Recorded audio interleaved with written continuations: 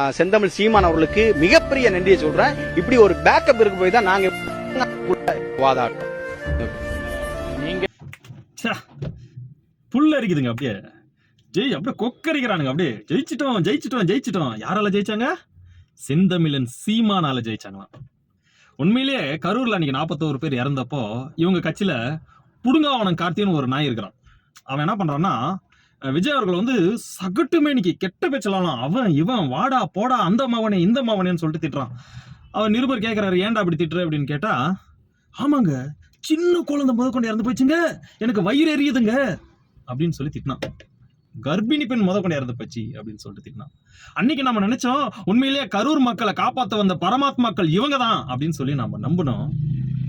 ஆனா எந்த மக்களுக்காக இவங்க குரல் கொடுக்கறதா நடிச்சாங்களோ அந்த மக்களுக்கு கிடைக்கக்கூடிய வாழ்வாதாரத்தை ரொம்ப நல்ல சந்தோஷமா போய் கெடுத்துட்டு வந்து இன்னைக்கு கூரை மேல ஏறி கொக்கரிக்கிறானுங்கன்னா இவனுங்க யாருக்காக கட்சி நடத்துறானுங்க, யாருக்காக பிழப்பு நடத்துறானுங்க அப்படின்னு சொல்லிட்டு யோசிச்சு பாருங்க மக்களே. எவ்வளவு கனிம வளங்கள், எவ்வளவு கொலைகள், எவ்வளவு ஆணவ படுகொலைகள், எத்தனை பேரோட வேலை வாய்ப்பு லஞ்சம் என்ற பேர்ல பறிப்பு இருக்கு.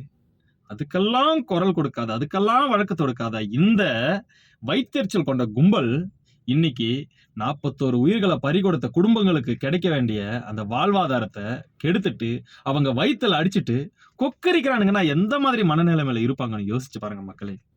சே, இவங்களுக்கு அவ்வளோ அக்கறை, தமிழ்நாட்டு இளைஞர்கள் அவ்வளோ அக்கறை.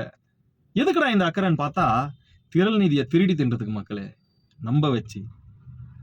உண்மையிலேயே இந்த உள்ளாட்சி தேர்தலையும் சரி, இந்த பை எலெக்ஷன்ல சரி, தமிழ்நாட்டு மக்கள் குறிப்பா கரூர் மக்கள் இந்த ஜீரோ கட்சிக்கு ஒரு சூப்பரான ஒரு பரிசை கொடுக்க போறாங்க அப்படின்றது நமக்கு நல்ல தொலைநோக்கு பார்வையில தெரியுது. அது மட்டும் இல்லாம ஜீரோ கட்சி அதுக்கப்புறம் காணாம போக போகுது தமிழ்நாட்டில இருந்து அப்படின்ற ஒரு கட்சி இல்லாம போக போகுது.